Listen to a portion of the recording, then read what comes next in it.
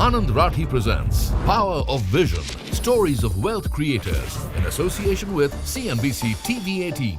Hello and welcome to Anand Rathi Wealth Limited presents The Power of Vision, Stories of Wealth Creators in partnership with CNBC TV18. I'm your host Pavitra Parekh, and today we have with us Mr. Feroze Azeez. He's Deputy CEO of Anand Rathi Wealth Limited. What are some tips that you could give to someone who's trying to get into the markets, but just sort of maybe mistakes to avoid? One thing which I've seen is people buy high and sell low. It's just the opposite of what their desire is. Now, let me give you an example. 1 year back, 1.5 years back, everybody wanted to buy a NASDAQ fund. There was one NASDAQ fund which went from 1,000 crore assets to 11,000 crores assets. Okay, and then it fell 35%. Actually, people lost 3,500 crores because they were chasing performance. Don't ever chase performance. It's not so easy. It's not a fixed deposit that you chase performance, right? If a bank gives you 9, you just have to grab it. That's a fixed deposit, but this is not a fixed deposit. So never buy high and sell low, which is a normal human tendency. And when you look at the trends in the mutual fund industry, it is very apparent.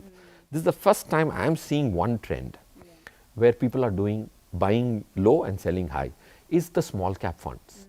Last 5 years, small cap was underperformed, but you still see influx of money coming in the small cap funds, which is the first time in my looking at some data.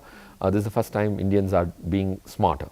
Now about just cash flows, managing cash flows, take us through the importance, and then how do you really go about it? Because this is also something that might sound easy, but it's really not.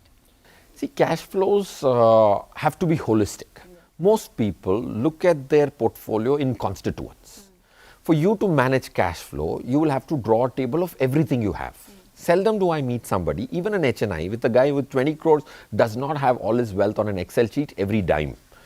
So having an Excel sheet of your full portfolio across all 12, 15 different categories of investments you may just have got yourself into is very critical. So cash flow cannot be transaction wise. It has to be holistic. That's point one. Point two is cash flow planning will require estimating your future revenues. Like a company projects its future revenues. In that balance sheet of yours, you should also put your P&L, which is nothing but your cash flow. That's when you will be able to arrive at this financial year, what's my expense, what's my total income. You might get some dividends from the stock, that's your inflow, right? So you will have to make it holistic, point one. Point two, you will have to also project your revenues like a company does. That's when you will be able to get the two variables other than the expense which you always know. Anand Rathi presents Power of Vision, Stories of Wealth Creators in association with CNBC TV18.